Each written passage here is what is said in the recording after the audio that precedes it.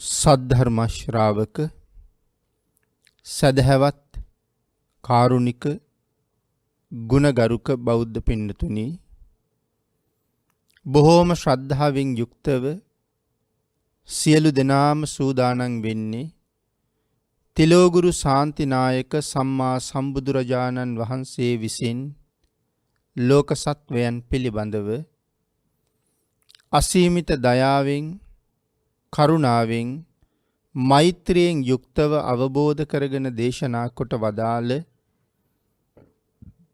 පරම ගම්බීර වූ ශ්‍රී සද්ධර්ම රත්නයෙන් බොහෝම පුංචි කොටසක් දේශනා කරවගෙන ධර්ම ගෞරවය පෙරදරි කරගෙන දේශනාගත ධර්මයේ ශ්‍රවණය කරන්නත් එසේ ධර්ම ශ්‍රවණය කිරීමෙන් ලැබෙන අවවාද අනුශාසනා තම තමන්ගේ ජීවිතවලට එකතු කරගෙන වඩාත් නිවැරදි මෙලව ජීවිතයක් සකස් කරගන්නත් නිවැරදි වුණ මෙලව ජීවිතයක් තුලින් සුගතිගාමී වූ පරලොව ආයති භවයකින් සැනසෙන්නත් අවසානයේ ප්‍රාර්ථනා කරන බෝධියෙන් සැප සහිත ප්‍රතිපදාවකින් ඊ타ම ඉක්මන් භවයක උතුම් චතුරාර්ය සත්‍ය ධර්මය අවබෝධ කරගෙන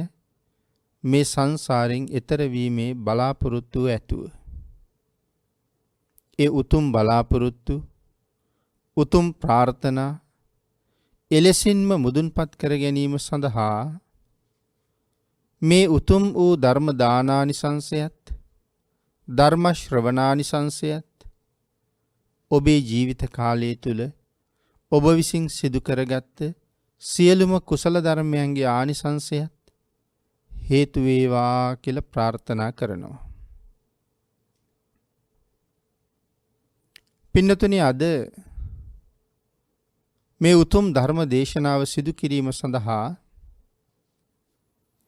මම මාතෘකා පාඨයක් හැටියට යොදා ගන්න කල්පනා කළේ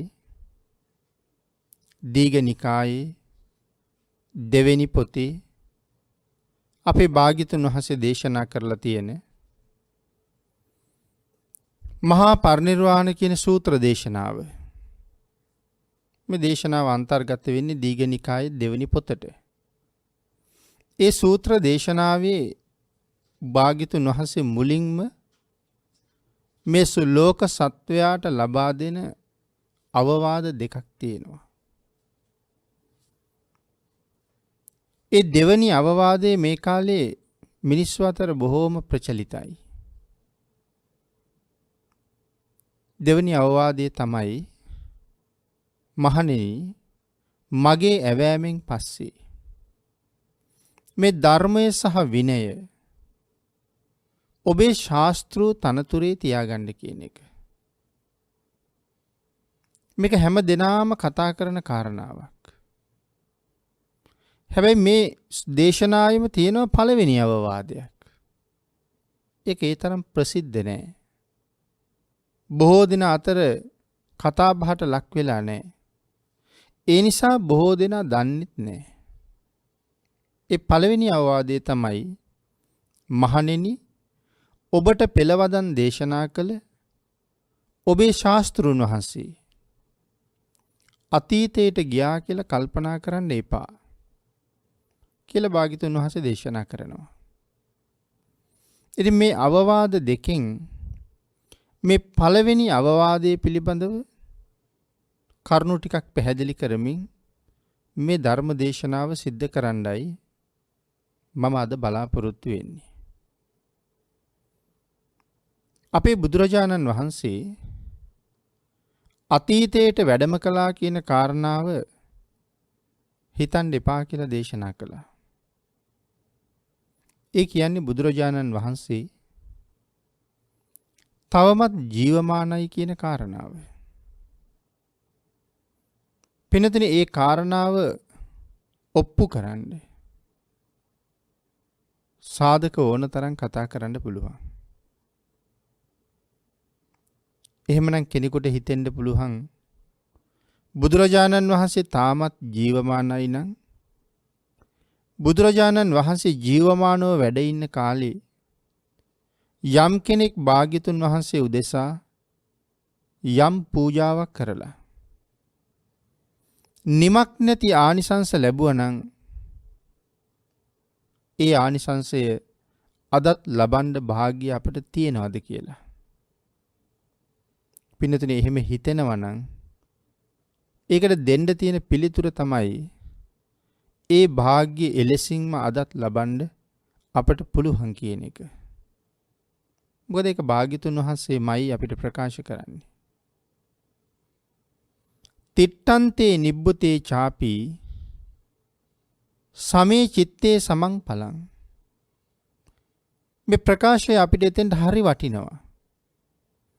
මනාව සිත පිහිටවාගෙන කරන්න පුළුවන් නම් යම් පූජාවක් බුදුරජාණන් වහන්සේ වෙනුවෙන් එදා වගේම අදත් ආනිසංස ලබන්න පුළුවන්. හැබැයි සම කරගත්ත හිතක් තියෙන්න ඕනේ.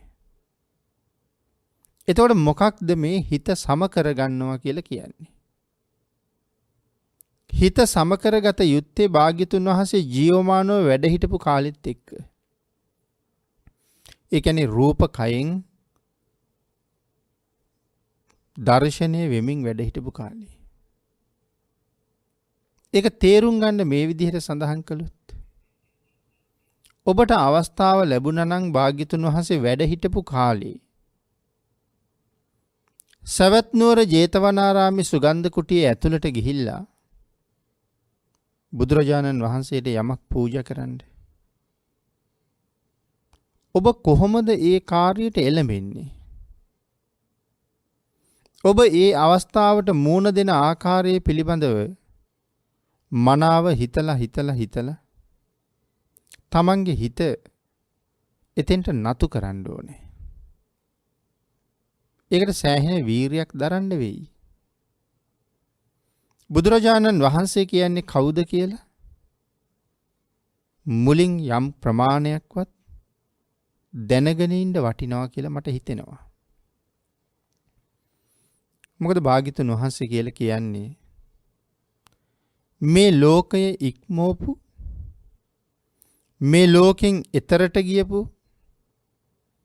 සියලු සබහා ධර්මයේ දිනපු මේ ලෝකේ සියල්ලම යටත් කරගත්ත ලෝකයක පහළ වෙන අසහාය වීර පුරුෂ රතනයක්. සියල්ල යටත් කරගත්ත කියලා සඳහන් කරාම බලෙන් යටත් කළාද? එහෙම නැත්නම් ආයුධයෙන්, දණ්ඩෙන්, ශස්ත්‍රයෙන් යටත් කළාද? නෑ, එහෙම නෙමෙයි. සියල්ල ඉක්මවල භාග්‍යතුන් වහන්සේ ඉහළට වැඩියා. සියලු දෙනාම ධර්මයෙන් යටත් කළා. එන මනාව හිත සම කරනවා. ජීවමානව වැඩ ඉන්න අවස්ථාවේ ඒ සුගන්ධ කුටියට යන්න අවස්ථාව ලැබුණා නම් යන විදිහ ඔබ හිතින් හිතලා ඒ විදිහේ ජීවිතයට එකතු කරගන්න ඕනේ. කවුරු ගාවටද යන්නේ? රාජාදි රාජයි, දේවාති දේවයි, සක්‍රාති සක්‍රයි, බ්‍රහ්මාති බ්‍රහ්මයි, තිලෝගුරු සම්මා සම්බුදුරජාණන් වහන්සේ. ඉතින් එවන් මුනීන්ද්‍රයන් වහන්සේ ළඟට යා යුතු ක්‍රමය තමන්ගේ හිතින්ම හිතාගෙන ඒ සුගන්ධ කුටියේ දොරටුව ළඟට ගිහිල්ලා ඒ දොරට තට්ටු කරාම භාග්‍යතුන් වහන්සේ අදිෂ්ඨාන කරනවා දොර ඇරෙන්න ඕනේ කියලා. පින්නතුනි, දොර ඇරෙනකොට මොකක් වෙයිද? මෙතෙක් වෙලාවක් මේ කුටිය ඇතුලේ බුද්ධ ශරීරයෙන් නික්මුණ රශ්මි ජාලා මේ කුටිය පුරාම පැතිරෙමින් තිබුණා. නමුත් ඊටාම ඈතට විහිදෙන මේ රශ්මීන් දැන් මේ බිත්තිවලට කොටු වෙලයි තියෙන්නේ. දොරටුව විවෘත වෙනවත් එක්කම මේ ෂඩ්වර්ණ රශ්මිය මේ දොර කුහරයෙන් එළියට එනවා. ඒ කියන්නේ මම සම්පූර්ණයෙන්ම බුද්ධ රශ්මියෙන් වැහෙනවා කියන එකයි. ඒ අසීමාන්තික සුවයක්, පුදුමාකාර සතුටක් මට ඒ රැස් වලල්ල ඇතුළට ගිහිල්ලා බුදුරජාණන් වහන්සේට වන්දනා කරගන්න ලැබුණා නම් මං කොහොමද වඳින්නේ?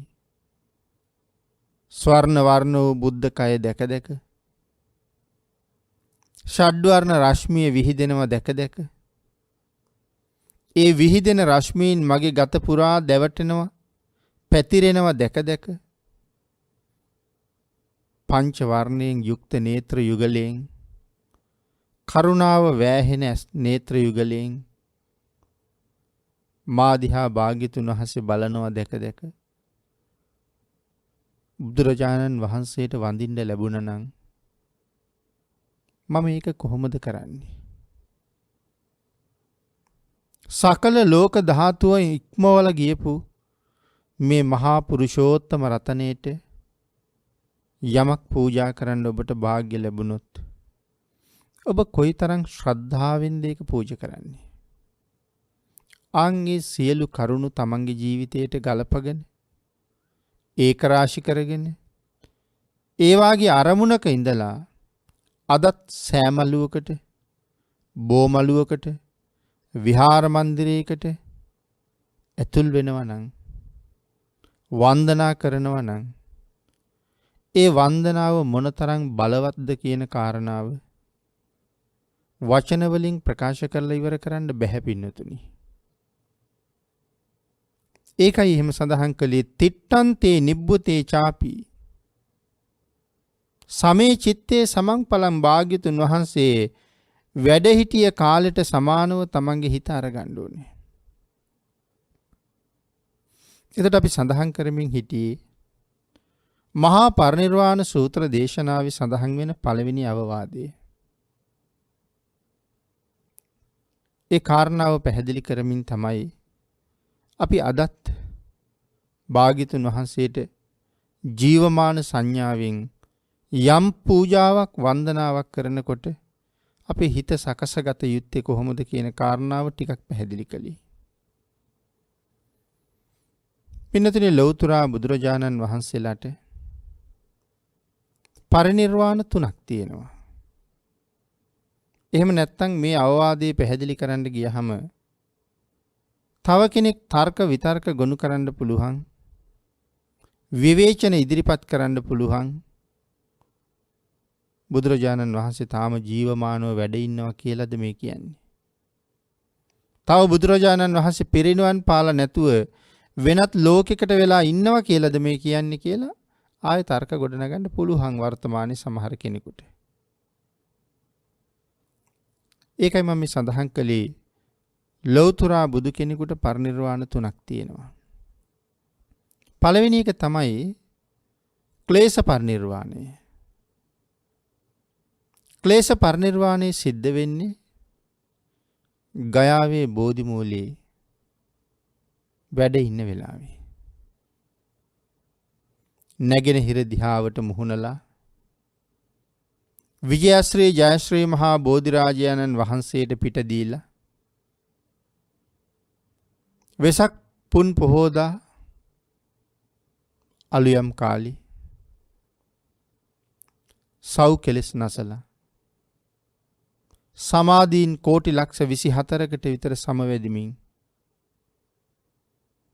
මහ බෝසතාණන් වහන්සේ ලෞතර බුද්ධ රාජ්‍ය මුදුන්පත් කරගන්නවත් සමගම ක්ලේශ පරිනිර්වාණය සිද්ධ වෙනවා.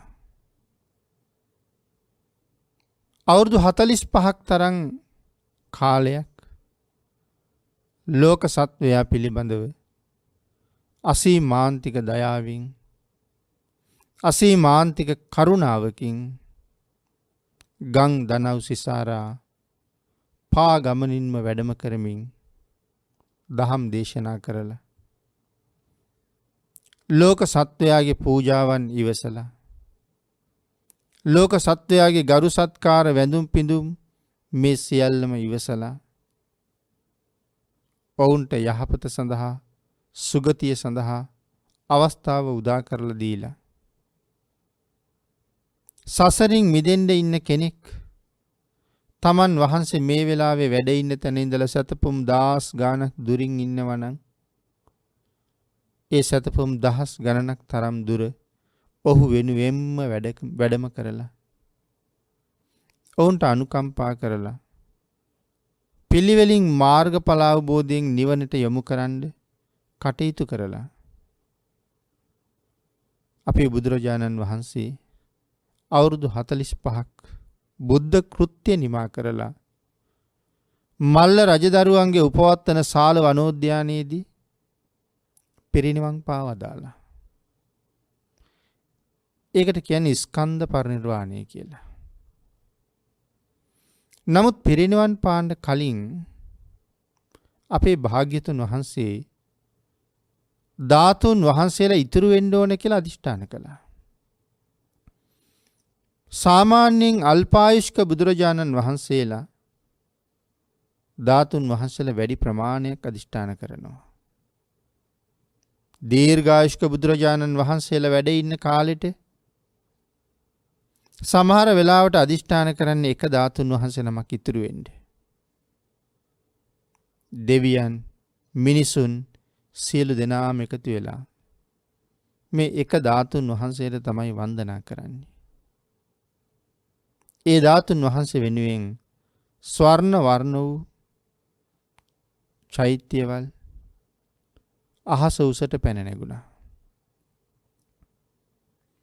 නමුත් අල්පායුෂ්ක බුදුරජාණන් වහන්සේලා විශාල වශයෙන් ධාතුන් වහන්සේලා ශරීර ධාතුවෙන් ඉතුරු විය යුතුයි කියලා අදිෂ්ඨාන කරනවා.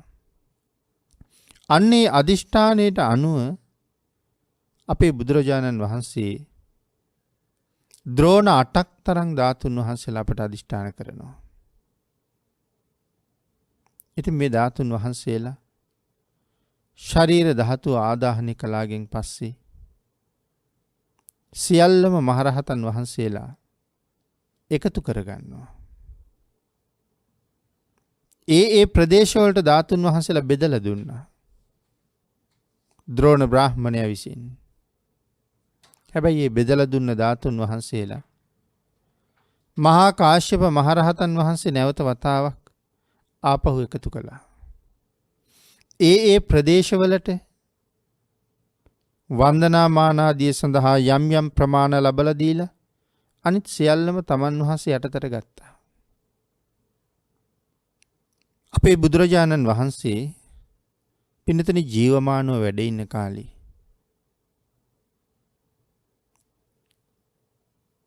යමක මහා ප්‍රාතිහාර්ය නම් වූ මහ පුදුම අසහාය ප්‍රාතිහාර්යයක් දැක්වුවා. යමක මහා ප්‍රාතිහාර්ය කියලා කියන්නේ ලෞතර බුදුරජාණන් වහන්සේ නමකට පමණක්ම දැක්විය හැකි ඒ භාග්‍යතුන් වහන්සේ පමණක්ම දක්වන අති ආශ්චර්යමත් ප්‍රාතිහාර්යයක්. මම හිතන්නේ ඒ ප්‍රාතිහාර්ය කවදාවත් අපි වාගේ පෘථග්ජන පුජ්‍යලයකට විස්තර කරන්න බෑ. එහෙම විස්තර කරන්න ගියොත් භාග්‍යතුන් වහන්සේගේ මේ ගාම්භීර ප්‍රාතිහාර්යයට අසාධාරණයක් වෙනවා. මොකද මේ ප්‍රාතිහාර්ය දක්වන වෙලාවේ ධානයෙන් බුදුරජාණන් වහන්සේගේ මාරුවීම කෙනෙකුට කවදාවත් තේරෙන්නේ නැහැ. මොකද මේ ධ්‍යාන වලට සමවදින වේගය අනුව තමයි මේ ශරීරයෙන් නික්මෙන ජල දහරා ගිනි දහරා වෙනස් වෙන්නේ. විටක ලෝමයෙන් ගින්දර පිට වෙනවා. ලෝමයෙන් ගින්දර පිට වෙනකොට කූපයෙන් ජලය පිට වෙනවා. ශරීර ධාතුවේ සියලුම ලෝමයන්ගෙන් ගින්දර පිට වෙනකොට සියලුම කූපයන්ගෙන් ජලය පිට වෙනවා. මොනවද මේ කූප කියලා කියන්නේ? ලෝමය මතුවන තැන තියෙන සිදුරට. ඒකට තමයි කූපය කියන්නේ. අපේ දහදියේ නිකුත් වෙන්නේ නැගේ. ඒ තැන් වලින් වැඩිපුර. ඒතර මේ ලෝම ගහ මේ ශරීරයේ යම් තැනක මතුවනාද ඒ ලෝම ගහ එළියට ආපු තැන තියෙන සිදුර ඒ සිදුරෙන් ජලය නික්මෙනකොට ලෝම ගහෙන් ගින්දර නික්මෙනවා. මොහොතින් ලෝමයෙන් ජලය නිකුත් වෙනවා. කූපයෙන් ගින්දර නිකුත් වෙනවා. මෙන්න මේ විදිහට මේ එක ලෝමයෙන් ලෝමයට කූපයෙන් කූපයට මේක වෙනස් කරන්න අදිෂ්ඨාන කරන්න සමාධීන් කොච්චර තියෙන්න ඕනේද? දැන් ධානයන් කීයකට සමවදින්න ඕනේද? ඒ නිසා මම සඳහන් කළේ අපිට ඒක තේරෙන්නේ නැහැ විස්තර කරන්න කියලා. මේ අසහාය ප්‍රාතිහාර්ය බුදුරජාණන් වහන්සේ ජීවමානව වැඩ ඉන්න කාලේ 3 වතාවක් දැක්ුවා. පළවෙනි අවස්ථාව තමයි බෝධි මූලයේ දීම දෙවියන්ගේ සැකය දුරු කරන්න ප්‍රාතිහාර්ය දැක්ුවා. දෙවෙනි අවස්ථාව තමයි මේ ඥාතීන්ගේ මානය දුරු කරන්නත් ප්‍රාතිහාර්ය දක්වන්න වුණා. තීර්ථකයන් দমনය කරන්නත් ගණ්ඩබ්බ රුක්ක මූලයේදී ප්‍රාතිහාර්ය දැක්වුවා. පින්නතුනි මේ අති ආශ්චර්යමත් වූ ප්‍රාතිහාර්යය. අපි අද කියන්නේ ආශ්චර්යමත් ප්‍රාතිහාර්යයක් කියලා. නමුත් දැකලා නැහැනේ. සමහර වෙලාවට දැක්ක වෙන්නත් පුළුවන්. මතක නැහැ. මේ තරම් ප්‍රාතිහාර්යයක් දැක්වුවහම ඒක කොයි තරම් ආශ්චර්යමත් වෙන්න ඇද්ද? මේ නිගණ්ඨයන් দমনය කරන නැත්නම් තීර්ථකයන් দমনය කරන්න ප්‍රාතිහාර්ය දක්වන වෙලාවේ ඒ ආරංචියත ගණ්ඩබ්බ රුක්ක මූලයට රැස් වෙච්ච පිරිස කෝටි ගාණක් මේ ප්‍රාතිහාර්ය බලන්න. ඉතින් භාග්‍යතුන් වහන්සේ ප්‍රාතිහාර්ය දක්වලා තීර්ථකයන් দমনය කරලා එහෙමම වඩින්නේ තව්තිසාවට වස් වැසීම සඳහා. 3 මාසයක් තව්තිසාවේ වස් සමාදන් වෙලා මාතෘ දිව්‍ය රාජයාට තුසිතෙන් තව්තිසාවට එන්න කියලා ආරාධනා කරලා මාතෘ දිව්‍ය රාජය ඇතුළු කෝටි ගණන් දෙවියන්ට අභිධර්ම දේශනාව දෙව්ලොවදීම සිද්ධ කළා. ඉතින් භාග්‍යතුන් වහන්සේ ප්‍රාතිහාර්ය දක්වලා පියවර 2කින් තව්තිසාවට වැඩියා. නමුත් ප්‍රාතිහාර්ය බලන් ආපු මිනිස්සු මේ ආශ්චර්යමත් ප්‍රාතිහාර්යයෙන් අමන්දානන්දයටපත් වෙලා. දැන් කවුරුවත් යන්නේ නැහැ. නැවත කොයි වෙලාවේද බුදුරජාණන් වහන්සේ අපිට දර්ශනය වෙන්නේ? ඔවුන් උඩ බලාගත් අතේ බලාගෙන ඉන්නවා. නමුත් භාග්‍යතුන් වහන්සේ ආයේ ප්‍රාතිහාර්යයට වඩින්නේ නැහැ. නමුත් මේ මිනිස්සු භාග්‍යතුන් වහන්සේ දකින්නකන් යන්නෙත් නැහැ. 3 මාසයක් තව්තිසාවේ වස් සමාදන් වෙලා මාතෘ දිව්‍ය රාජයාණන් ඇතුළු කෝටි ගණන් දෙවිවරුන්ට ධර්ම දේශනා කරලා භාග්‍යතුන් වහන්සේ වස් පවාරණය කරලා වඩිනකන් මේ අය යන්නේ නැහැ කියනවා. නැවත භාග්‍යතුන් වහන්සේ දැක ගන්න. පින්නතුනි 3 මාසයක් මේ මිනිස්සුන්ට කෑම දුන්නේ කවුද? නිකන් හිතලා බලන්න. තර්ක කරන කෙනෙකුටත් හරි වටිනවා. 3 මාසයක් මේ මිනිස්සු කෑවේ නැද්ද කියලා. සම්බුද්ධ ශාසනය නිසාම ලෞතර බුදුරජාණන් වහන්සේගේ දේශනාව නිසාම සංසාරේ බණ අහලා පින් කරපු මිනිස්සු ඇති තරම් දන් දුන්නා. සිල් රැකපු ජීවිත තිබුණ නිසා මනුස්ස ජීවිත ලැබුවා. සසර මහ දන් දුන්න නිසා අසීමාන්තික ධනය ලැබුවා.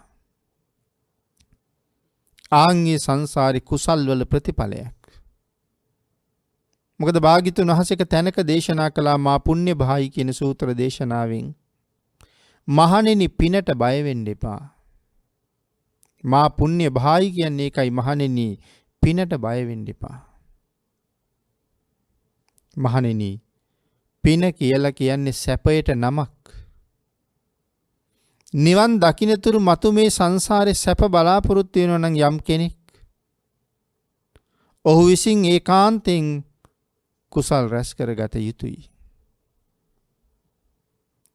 ඒ නිසායි දේශනා කළේ පින නැත්තම් කුසලයේ කියලා කියන්නේ සැපයට නමක්. යමෙක් පින් රැස් කරනවා කියලා කියන්නේ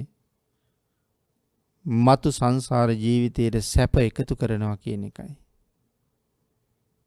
මේ ජීවිතේ මට නැති නොයෙක් සැප තියෙන්න පුළුවන්. නමුත් මට නැති ඒ සැප භුක්ති විඳින තව අය ඉන්න ඕන තරම්. මට තියෙන පුදුමාකාර දුකක්. එවන් සැපයක් මට නැති එක පිළිබඳව. නමුත් පින්නතිනි දුක් වෙලා ඉරිසියා කරලා වෛර කරලා කවදාවත් ඒ සැපේ මට ලබන්න පුළුවන් කමක් නැහැ. තව ප්‍රපාතයට වැටෙනවා මිසක්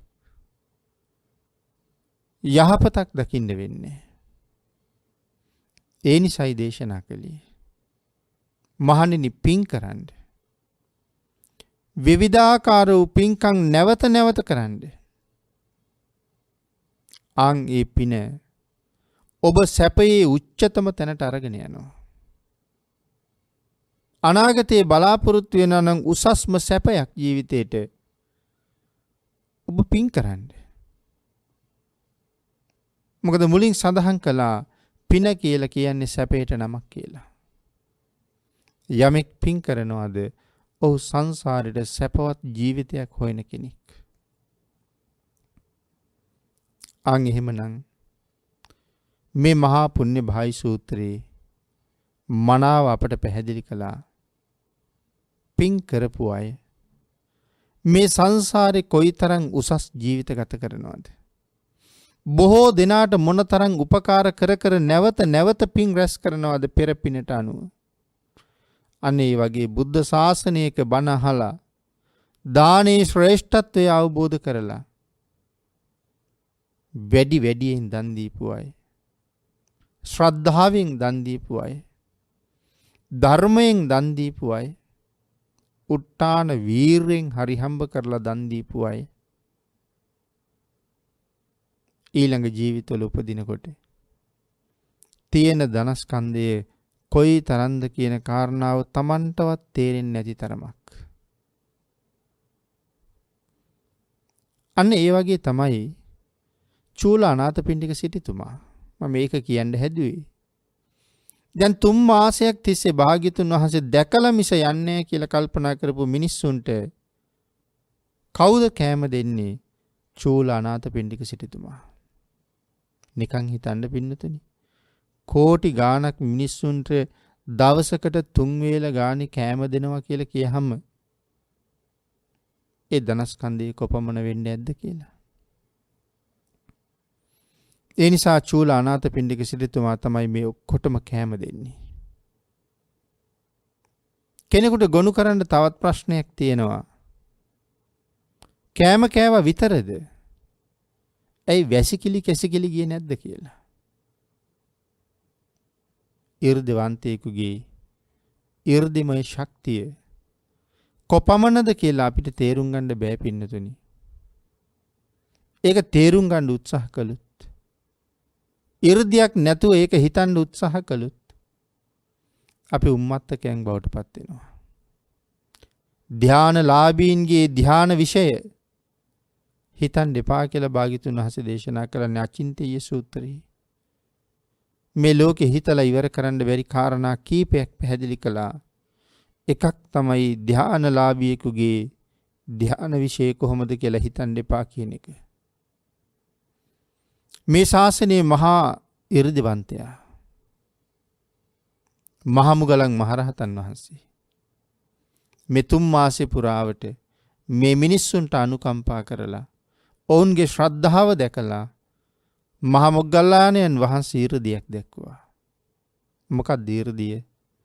මේ අතරින් කෙනෙකුට වැසිකිලි යෑමේ උවමනාවක් ඇති වෙනවද? කැසිකිලියට යෑමේ උවමනාවක් ඇති වෙනවද? ඒ උවමනාව ඇති වෙනකොටම ඔහු ඉන්න තැනම වැසිකිලියක් මැවෙනවා. එහෙම නැත්නම් ඒක ඔහු වට කරලා ඒක නිර්මාණය වෙනවා. වැසිකිලියක් තුල කළ යුතු සියලු කාර්යයන් ටික නිමා කළාට පස්සේ මේ වැසිකිලිය තිබුණ තැනක්වත් නැතුව යනවා. වතුර හැලුණ තැනක්, මල පහ කරපු තැනක්, මේ මොකවත්ම නැහැ. වැසිකිලියක් නැහැ. මේ කාගේ ආශ්චර්යයක්ද? මහමුගලන් මහරහතන් වහන්සේගේ ආශ්චර්යයක් මේ තියෙන්නේ. එතකොට 3 මාසයක් වස් කාලේ ඉන්දියාවට හොඳට වැහි වහින කාලේ ඉන්දියාව ගලන්ඩ වැහි වැටෙන කාලේ. එතකොට මේ මිනිස්සු තෙමුන් නැද්ද? මේ ඉන්නේ පින්නතුනේ ශ්‍රද්ධාවෙන්මයි. කොච්චර දේවල් අත්හැරලාද මේ ඉන්නේ? ගෙවල් දොරවල් වල කොයිතරම් කටයුතු අත්හැරලාද මේ ඉන්නේ? ශ්‍රද්ධාව නිසා. ආන් ඒක නිසා වස් කාලේ මොනතරම් වැහි වැක්කුරුණත් බුද්ධානුභාව බලයෙන් මේ ගණ්ඩබ්බ රුක්ක මූලයේ අවට කෝටි ගාණක් මිනිස්සුන්ගේ ඇඟට එක වැහි බින්දුවක් වැටෙන්නේ නැහැ කියලා සඳහන් කරන්නේ. ඒ නිසා වහලයක් අවශ්‍ය වුණේ නැහැ. පින්නතුනි, ලෞතර බුදුරජාණන් වහන්සේ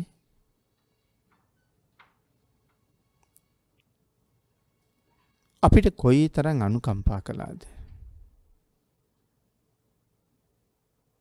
භාග්‍යතුන් වහන්සේ පිරිනිවන් පෑවට පස්සේ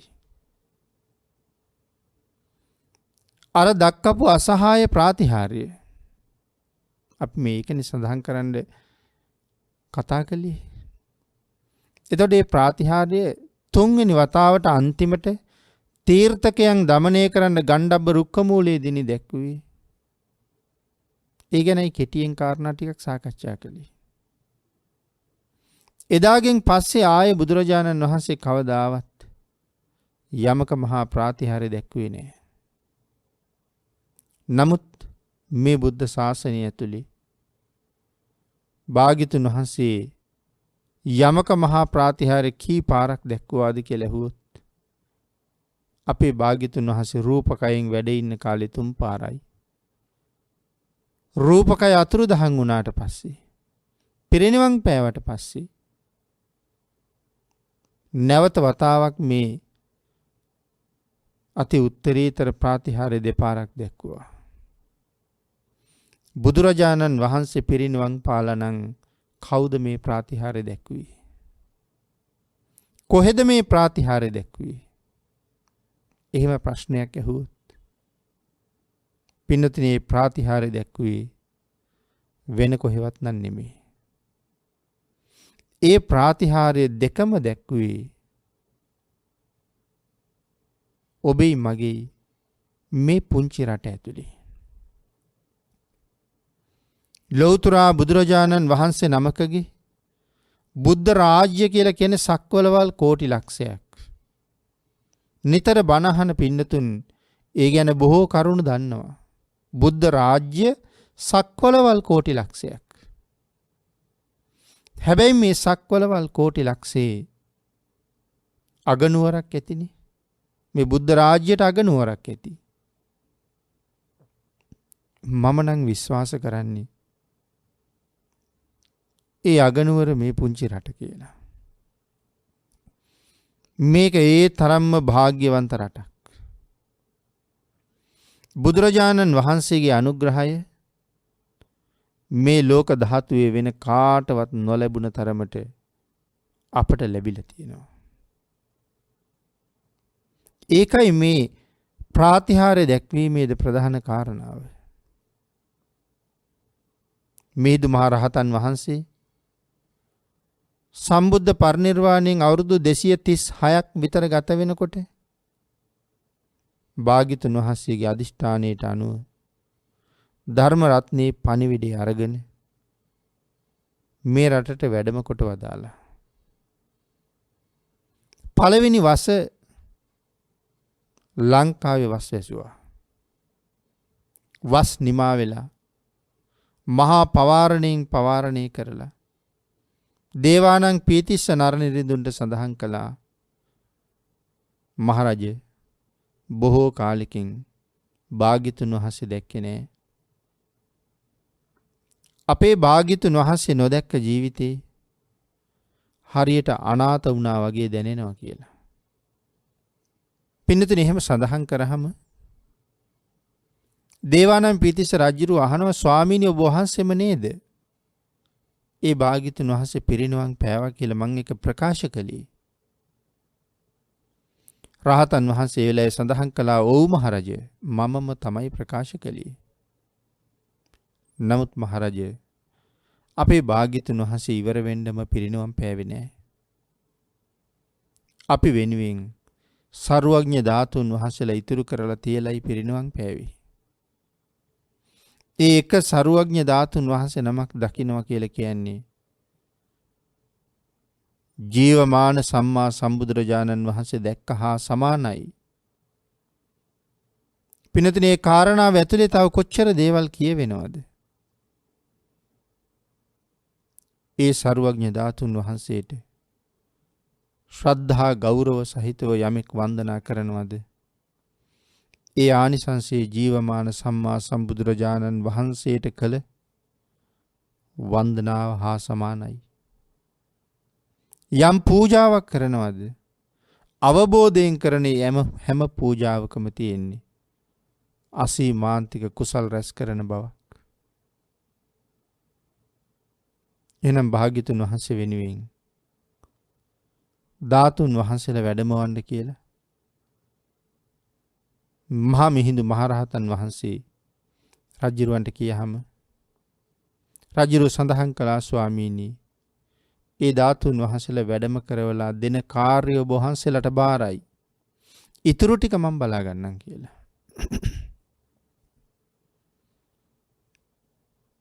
මහා මිහිඳු මහරහතන් වහන්සේ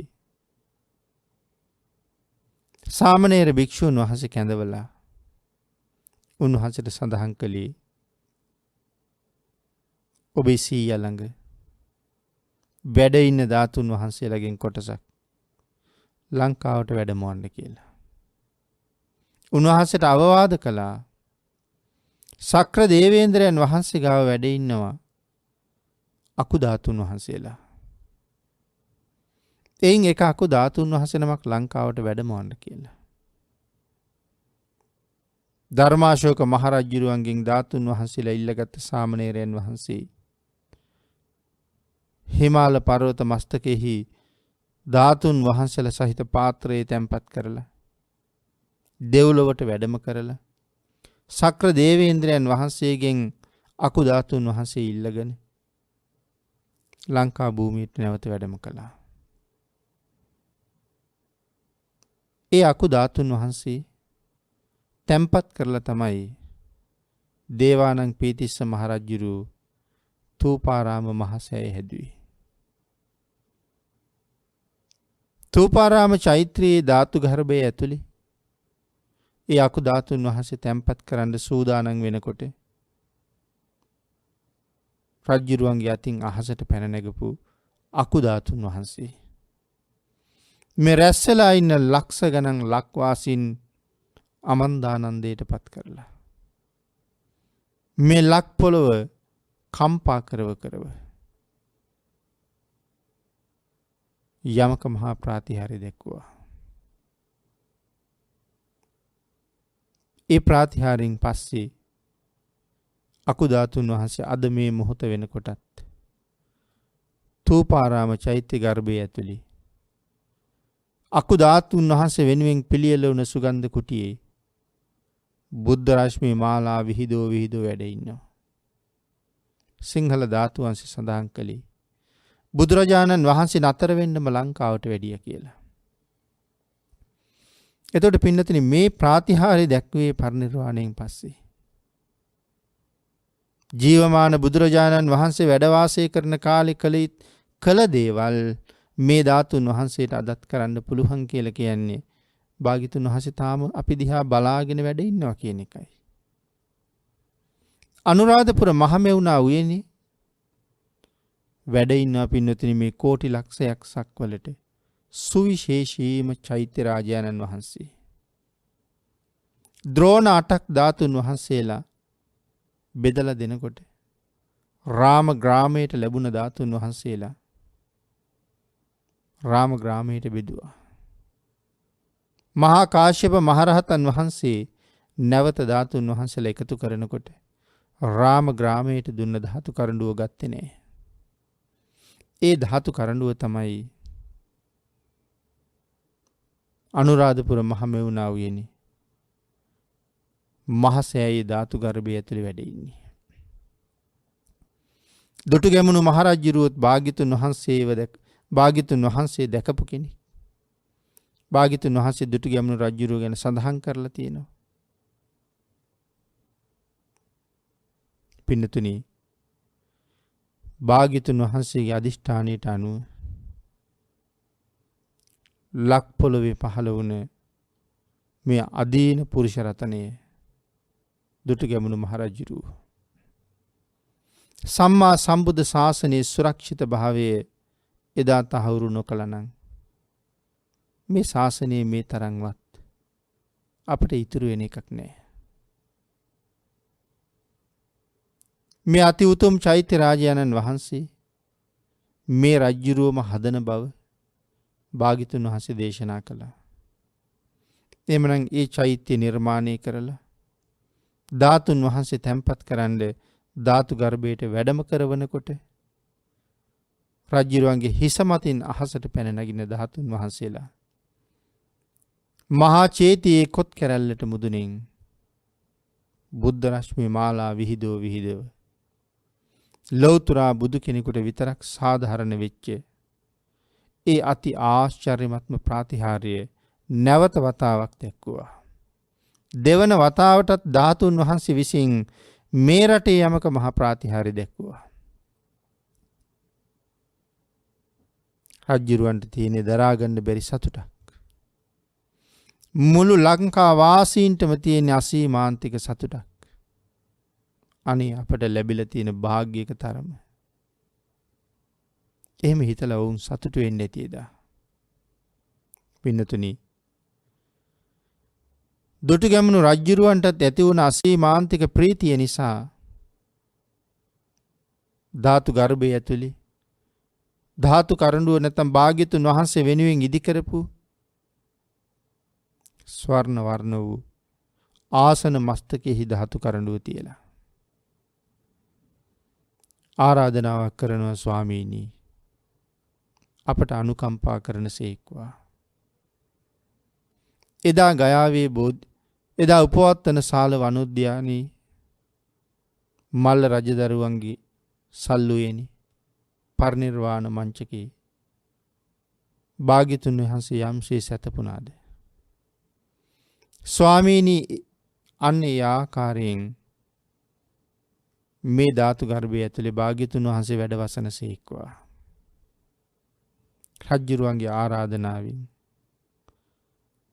කරඬුවෙන් එළියට වැඩපු ධාතුන් වහන්සේලා ෂඩ් වර්ණ බුද්ධ රශ්මි මාලා විහිදව තෙලෝගුරු අමාමෑණී සම්මා සම්බුදුරජාණන් වහන්සේගේ රූප ධාතුව ශරීර ධාතුව මවාගෙන උතුරු පැත්තට හිසලා දකුණු පැත්තට පයලා බටහිරට මුහුණලා අදත් මේ චෛත්‍ය ඇතුලේ වැඩ ඉන්නවා. සයින්සු යස්මින් සුගතස්ස ධාතු නිම්මාය රන්සුජ්ජල බුද්ධ රූපං. සුගතයන් වහන්සේගේ සර්වඥ ධාතුන් වහන්සේලා ස්වර්ණ වර්ණ වූ බුද්ධ කය මවාගෙන මේ චෛත්‍ය ගර්භය ඇතුලේ සතපුනාහ. සයින්සු යස්මින් සයින්සු කියලා කිව්වේ එකයි සතපුනාහ. කොහෙද සතපුනේ? සුවන්න මාලීති පතීත නාමං.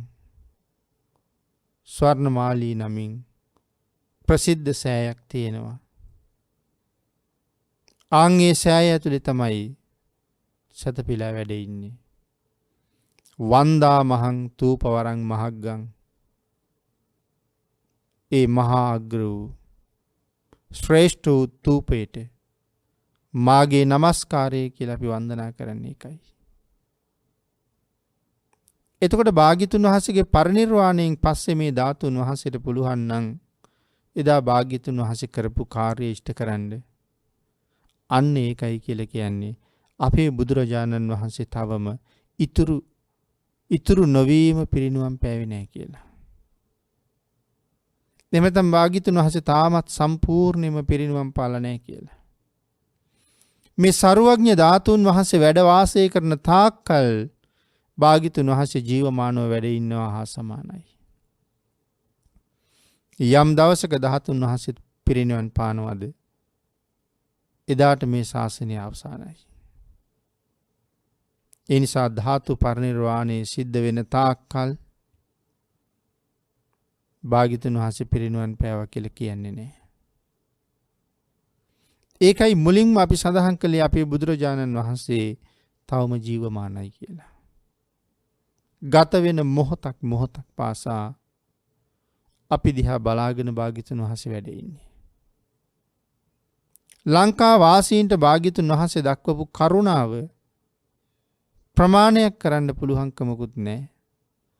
එච්චර කරුණාවක් අපිට දැක්ුවේ ඇයිද කියලා අපිට තේරෙන්නේ නැහැ. බුදුරජාණන් වහන්සේ අපි වෙනුවෙන් කළ යුතු බොහෝ දේ කළා. ඒ භාග්‍යතුන් වහන්සේ අපි කෙරෙහි මහත් අනුකම්පාවක් දැක්වුවා. අසීමිත කරුණාවක් දැක්වුවා. ඒ නිසයි මේ වාගේ වාසනාවන්ත අවස්ථා මේ රටට ලැබෙන්නේ. ධාතුන් වහන්සේලා විශාල වශයෙන් වැඩ ඉන්න රටවල් වලින් ලංකාව කියලා කියන්නේ සුවිශේෂ රටක්. ලෞතර බුදු කෙනෙක් ධාතුන් වහන්සේලා අධිෂ්ඨාන කළාට පස්සේ නැවත මහා ධාතුන් වහන්සේලා 7 නමක් අධිෂ්ඨාන කරනවා. ඒ සුවිශේෂී මහා ධාතුන් වහන්සේලා දලදා වහන්සේලා 4 නමයි, අකු ධාතුන් වහන්සේලා 2 නමයි. ලෞතර බුදු කෙනෙක් ලෝකයට දානය කරන විශාලතම සර්වඥ ධාතුන් වහන්සේ උන්වහන්සේගේ නලල් තලයේ. එමනම් මෙන්න මේ විදිහට ධාතුන් වහන්සේලා 7 නමක් අධිෂ්ඨාන කළා. පින්නතුනි අපිට තේරෙන්නේ නැහැනේ. මේ අති ආශ්චර්යමත් වූ ධාතුන් වහන්සේලා 7 නම මේ මුළු ලෝකේ පුරාම විසිරෙන්න. ඒ කියන්නේ කෝටි ලක්ෂයක් සක්වලටනේ අධිෂ්ඨාන කළේ. නමුත් ඉතින් 7 නමක් පුණ්‍යවන්තයෝ ඉන්න තැන වැඩ ඉඳී. මම කියන්නේ මොන කරුණාවක්ද මේ 7 නමෙන් 4 නමක් මේ චූටි රටේ වැඩ ඉන්නවා කියලා කියහම අපිට අපි ගැන ආපහු හිතන්න ඕනේ නැද්ද? භාග්‍යතුන් වහන්සේගේ විශාලතම සර්වඥ ධාතුන් වහන්සේ මේ කෝටි ලක්ෂයක් සක්වලේ දෙවියන්ගේ මිනිසුන්ගේ මුදුන් මල්කඩ සේරුවාවිල මංගල මහසෑයි ධාතු ගර්භය ඇතුලේ අදත් බුද්ධ රශ්මි ජාලා විහිදුව වැඩ ඉන්නවා. දලදා වහන්සේලා 4 නමින් දලදා වහන්සේලා 2 නමක් අපේ රටේ වැඩ ඉන්නවා. අකුධාතුන් වහන්සේ අපේ රටේ වැඩ ඉන්නවා. ඒ කියන්නේ අර විශාලතම ධාතුන් වහන්සේලා 7 නමෙන් 4 නමක් මේ රටේ වැඩ ඉන්නවා. නමුත් අපි වටිනාකම් දන්නේ ශ්‍රද්ධාව නැති නිසාද?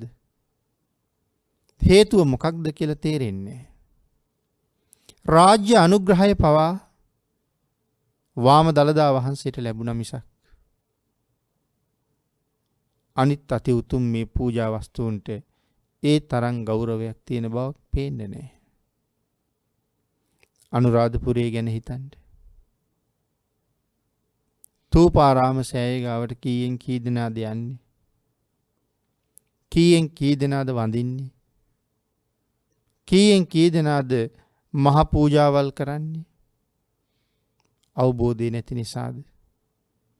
ලංකාව ඇතුලේ මුලින්ම යමක මහා ප්‍රාතිහාර්ය දක්වපු ස්ථානයේ මෙතනයි.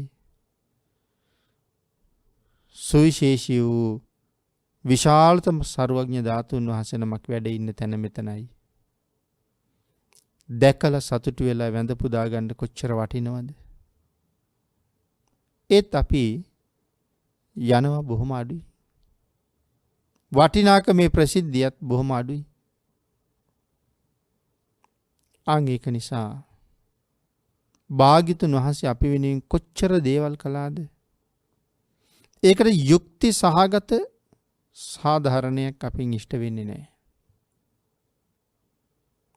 අපිට මේ වස්තුන් වටින්නේ නැහැ වාගේ. මම හිතන්නේ වටිනාකම දන්නේ නැහැ. වටිනාකම කියලා දීලා නැහැ. මේ රට මොන වාගේ ශ්‍රේෂ්ඨ රටක්ද කියන හැඟීම ඔවුන්ගේ සිත් සතන් තුළ තැම්පත් කළේ නැහැ. ඒක නිසා දවසින් දවස අපායෙන් මිදෙන්න කටයුතු කරගන්න තියෙන තැන් ඒ පිළිබඳව අවබෝධයක් නැති නිසා, දන්නේ නැති නිසා දවසින් දවස ලක්ෂ ගණන් කෝටි ගණන් නිරයට යන්න පාර හදා ගන්නවා. නමුත් මේ තරම් සම්පත් අපිට ලැබිලා තියෙනකොට අපි නිරයට යා යුතුද? නිරයට යන්න කටයුතු කළ යුතුද? මේ තියෙන සුගතියේ මඟ. එක සැඬොල් කාන්තාවක් මරණයෙන් පස්සේ නිරයේ උපදින බව දැනගත්ත බුදුරජාණන් වහන්සේ ඇයට අනුකම්පා කරලා පෙරමගට වැඩියා. පිණ්ඩපාතේ වඩින ගම. ඇය එන මාර්ගයේ භාග්‍යතුන් වහන්සේ පෙරට වඩිනවා. ඒ වඩින්නේ පිණ්ඩපාතෙට. නමුත් දන්නවා ඇය මේ පාරෙන් එනවා. මාව දැකලා වන්දනා කරනවා. ඒ වන්දනාව අපා ගමන වහලා සුගතියට පාර හදනවා. ඉතින් ඇයට ඒ පිහිට වුණා භාග්‍යතුන් වහන්සේ. මිත්‍යා දෘෂ්ටික මට්ට කුණ්ඩලීට ඒ භාග්‍ය ලබලා දුන්න බුදුරජාණන් වහන්සේ. මේ වගේ තව කී දෙනෙකුට එහෙම පිහිට වුණාද? ඉතින් එහෙමනම් අදත් සදහ සිත පෙරටු කරගෙන මේ සෑයක් ළඟට ගමන් කරලා ශ්‍රද්ධාවෙන් වන්දනාදී කටයුතු සිද්ධ කරනවා නම් මොන තරම් මහත්ඵල මහානිසංසදායක කුසල් තමන්ගේ ජීවිතයට ලබා ගන්න පුළුවන්ද? ලැබිච්ච සම්මා දිට්ඨික මනුස්ස ජීවිතයට කොයිතරම් සාධාරණයක් කරගන්න අවස්ථාව මේ රට ඇතුලේ තියෙනවද? නමුත් වැඩි දෙනෙක් දුගතියට මිසක් සුගතියට යන්නේ නැහැ. අවස්ථාව තිබිලත් ප්‍රයෝජන ගන්නෙ නැහැ. වෙන දුර ඈත රටවල් වල ඉන්න ප්‍රඥාවන්තයෝ මේ කාරණාව දැනගත්තත් ඔවුන්ට නිතර ඇවිල්ලා වැඳ පුදා ගන්න අවස්ථාව නැහැ.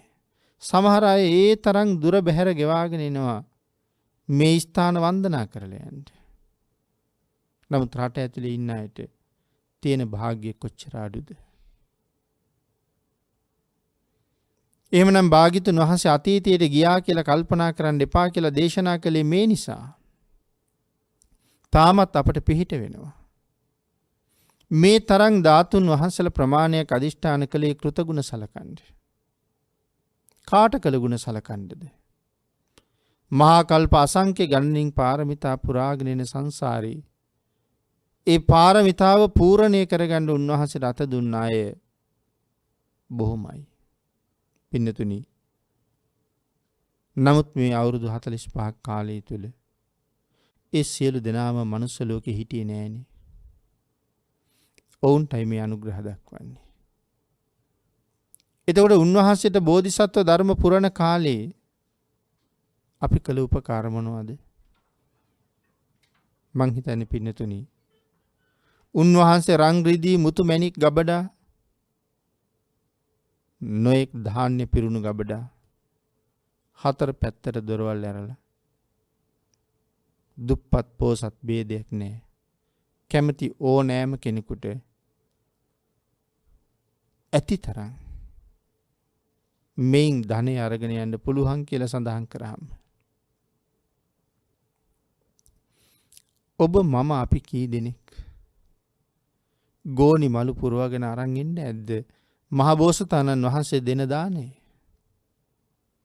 උන්වහන්සේගේ දානේ පිළිගත් ප්‍රතිග්‍රාහකයෝ බවට පත් වෙලා ඒ ධනෙ අපේ ගෙවල් වලට අරන් ගියපු එකයි අපි උන්වහන්සේට කරපු උපකාරය. මං හිතන හැටියට ඒකට ප්‍රත්‍යුපකාර හොඳ ආකාරවම කරලා තියෙන්නේ. අඩු නැතුවම කරලා තියෙන්නේ. ඒ තරම් වාසනාවන්ත රටක,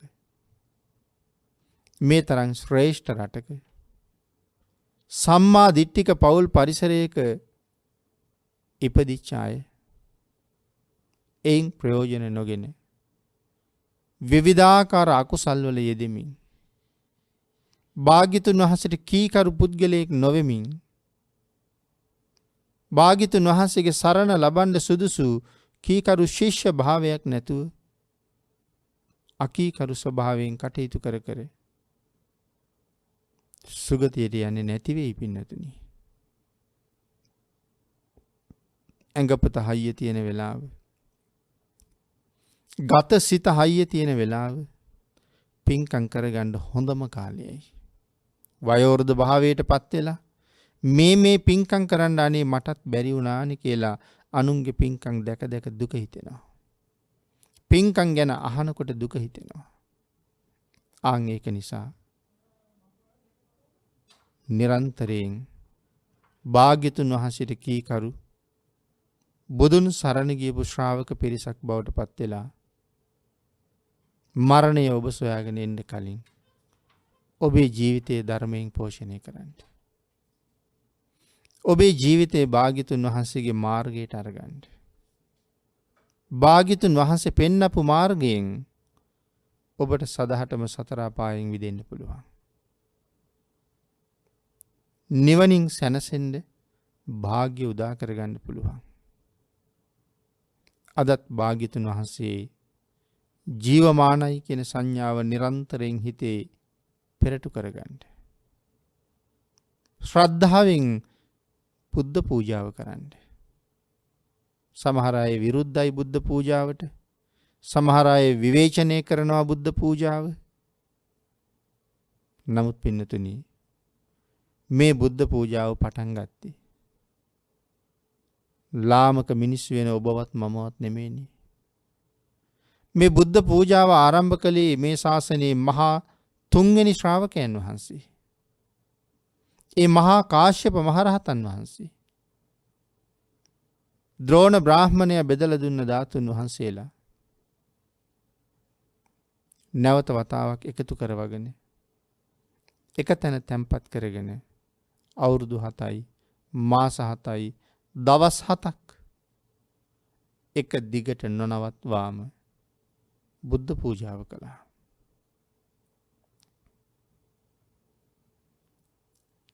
පින්නතුනි, එදත් මේ බුද්ධ පූජාව විවේචනය කරපු අය හිටියා. 7 අවුරුදු 7 මාසයයි 7 දවසක් ගත වෙනකොට සක්‍ර දේවේන්ද්‍රයන් වහන්සේ මහා කාශ්‍යපයන් වහන්සේ ළඟට ඇවිල්ලා කියනවා, සමා වෙනසේක්වා ස්වාමීනි, අපි මේ ධාතුන් වහන්සේලා තැන්පත් කරමුද කියලා. රහතන් වහන්සේ අහනවා මහරජා එහෙම කියන්නේ ඇයි කියලා. ස්වාමීනි අවුරුදු 7යි මාස 7යි දවස් 7ක් මුළුල්ලේ බුද්ධ පූජාව විවේචනය කරපු මිත්‍යා දෘෂ්ටිකයෝ අවීචියම තමයි ඉපදුනේ කියලා. ඒ කියන්නේ උපදින්න අපායවල තව කොච්චර තිබුණද? මහ බරපතලම තැනටමයි ගිහිල්ලා තියෙන්නේ.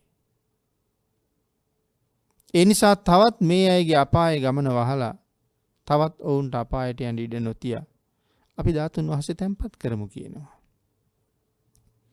හැමදාම බුද්ධ පූජාව කරනවා. ව්‍යාපාරිකයන්ගේ ව්‍යාපාර ස්ථානවල, කෘෂිකර්මාන්ත කරන අයගේ කෘෂි බිම්වල, මේ නොයෙක් තැන්වල වැඩ කරන අය වැඩට නොයා බුද්ධ පූජාවට එනවා. කර්මාන්ත ශාලා පිරිහුණා. ආන්ගේ මිනිස්සු මේ බුද්ධ පූජාව නිසයි මේක උනේ කියලා බනින්න පටන් ගත්තා. ඒ හැමෝම අවීචියටමයි ගිහිල්ලා තියෙන්නේ. මෑත කාලෙත් බුද්ධ පූජාව ගැන නොයෙක් මත අන්තර්ජාලය තුල තිබුණා. සමහර අය සම්බුද්ධ පූජාව විවේචනය කළා. සමහර අය කතා කරලා තිබුණ විදිහට රටක් දුප්පත් උනේ මේ බුද්ධ පූජාව නිසා වගේ තමයි කතා කරලා තිබුණේ. නමුත් අපි තේරුම් ගත යුතුයි එදා බුද්ධ පූජාව විවේචනය කරපු අයට මොකද්ද වුනේ? කළගුණ සැලකීම් නැති මිනිස්සු. භාග්‍යතුන් වහන්සේට පූජා කරන දන් වේලත් විවේචනය කරනවා. රූපකයෙන් නොපෙනුනත් තාමත් එක දිගට අපි දිහා මහා කරුණාවෙන් බලාගෙන ඉන්න සම්මා සම්බුදුරජාණන් වහන්සේ වෙනුවෙන් අපි කරන ඕනෑම පූජාවක් මුලින් සිහිපත් කළ ආකාරයට හිත සම කරලා කරන්න පුළුවන් නම් එදා ලබාපු ඵලයම අදත් ලබන්න පුළුවන් කියන කාරණාවයි මේ දේශනාව පුරාම පැහැදිලි කරන්න උත්සාහ කළේ.